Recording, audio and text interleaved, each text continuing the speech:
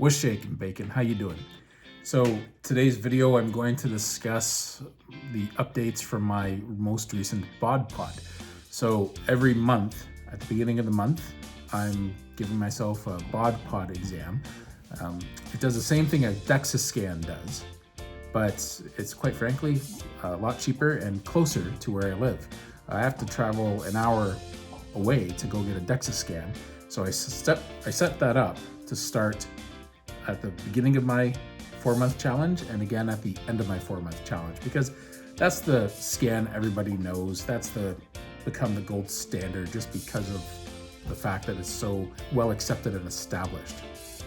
But a Bod Pod does pretty much the same thing through a completely different technology. I'll show it in one of the upcoming videos when I have more time to edit it in. But it's basically a big pod you sit in, kind of like it's like a big egg with a big windshield across the front of it for you to look out. And you sit in there and you put like a shower cap on that's really skin tight, and you sit there in very little clothes, and through like air pressure, it tells you all the same information that a DEXA scan would, except for there's no x-rays involved. The numbers were pretty good. I can't complain. It's nothing dramatic because keep in mind I'm just getting into exercising again. So I haven't exercised ever since before COVID. So it's been a year and a half. I've done some exercise here and there, but nothing consistent. As many of you know, this is a challenge where I'm doing a 15-minute workout a day, usually comprised with at least one compound movement in there. So I will make sure to get squats or bench pressing or deadlifts, or a lat pull down is technically a bit of a compound movement as well, or some lat exercises. So you're getting your arms and flexors in there. But ideally, I'm trying to incorporate at least one workout or one exercise within my 3 to 4 exercises per workout with full body involvement. So that's where a squat or a deadlift especially comes in.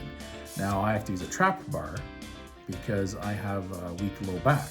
So my weights have started off relatively light because even though I'm using a weight belt, I'm still very cautious of my back. And as far as squats go, I have no problem with jump squats or body weight squats. But as far as doing squats with a good amount of weight on my shoulders, my body doesn't like that, especially my sciatica. So I purchased a machine. It's a belt squat machine, and it attaches a belt around your waist like a weight belt, but it clips down into a peg by your knees, and that peg's attached to a bar which has weight attached to it, and you can squat up and down, and all the weight is coming from the belt now. So it takes all the pressure off the back. If anything, it kind of feels great on the back. It tractions the back a little bit.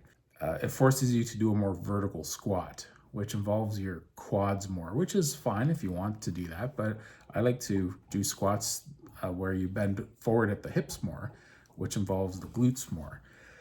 So I'm going to be modifying this machine sooner than later so that I can start doing squats to what I would consider a better form. There's no right form. There's just different ways of doing squats. And I like the versions that incorporate the glutes as much as possible. You always get a quad workout, but I want to make sure I get a glute workout at the same time. So anyway, those are the type of exercises I'm trying to get in at least once per workout. The only time I don't incorporate one of those exercises is when I'm doing my core workout. But once again, my core workout, even though I'm not using much weight resistance for that, some of those exercises involve my whole body. Most of my body gets engaged when I do these leg raises and what have you. So it's still a good workout because I'm not just raising my legs, but I'm putting my whole lower torso into it, lifting my bum off the floor. So, and I've noticed improvements over the last 2 months doing those, which is obviously good. It's showing progress.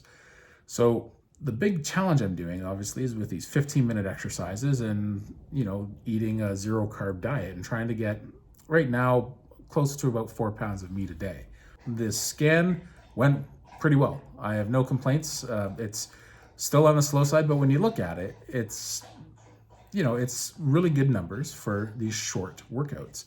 So I'm not doing typically 4 sets. I find I can get 4 different exercises in one 15-minute routine, but if I get 4 exercises in there, I only have time for 3 sets. If I do 3 exercises, I have time for 4 sets. So I find it's a trade-off. And as my wind gets better, I hope to make it to the point where I can do 4 exercises and 4 sets of these exercises in a 15-minute window. I'm gonna get into the numbers now, so let's take a look. The body fat percentage was 42%. So that's down from my original 44.8. So I was at almost 45% body fat. So I'm down almost 3% body fat. So my fat-free mass is at 196 pounds.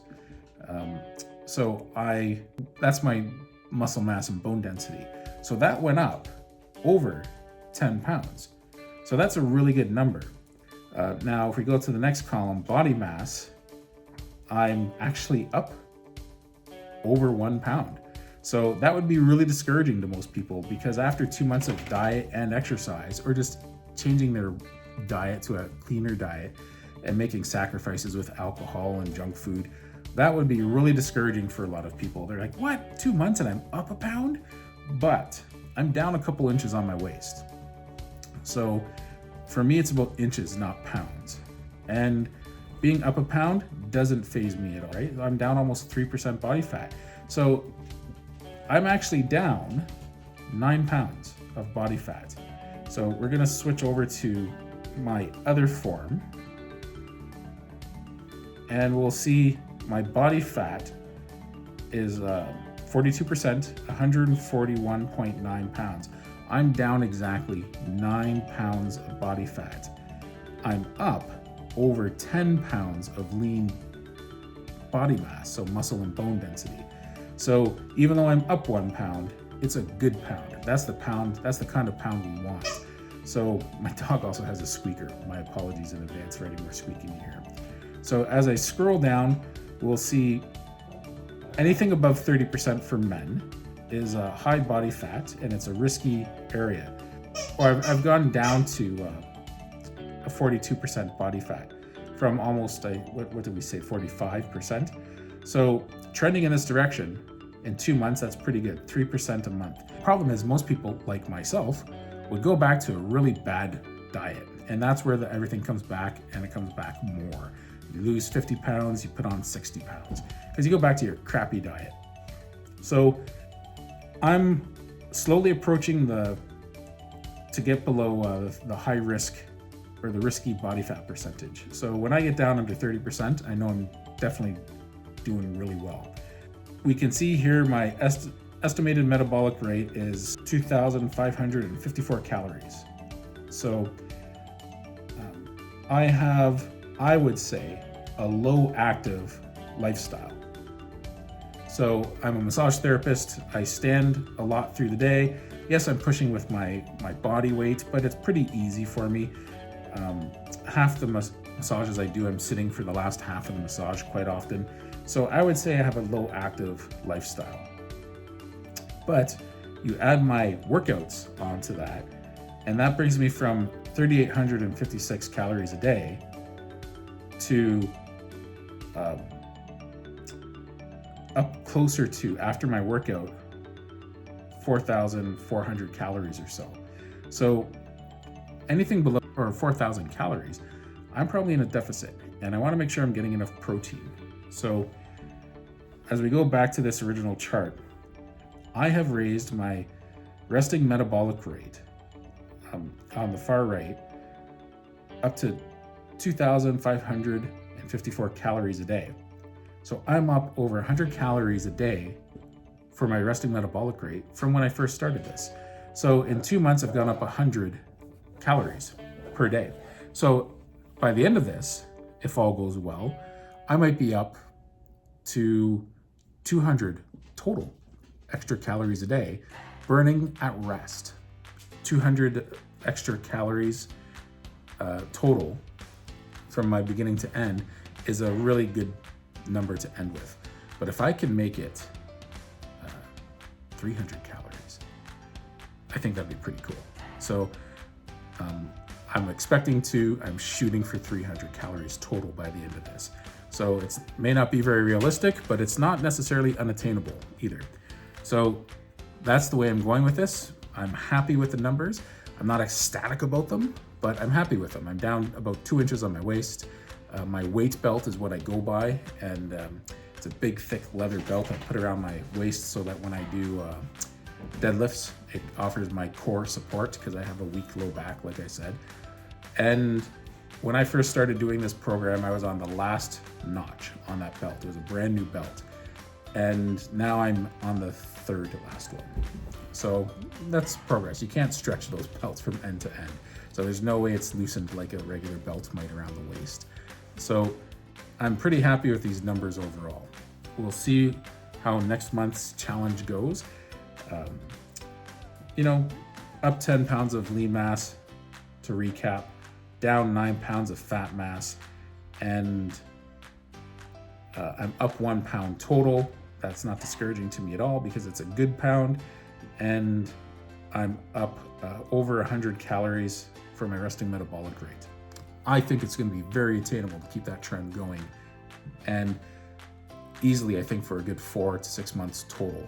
And eventually my metabolism is going to get to the point where it gets hotter and hotter and hotter and faster, and gets to the point where the fat will just start melting off. That's just how this works.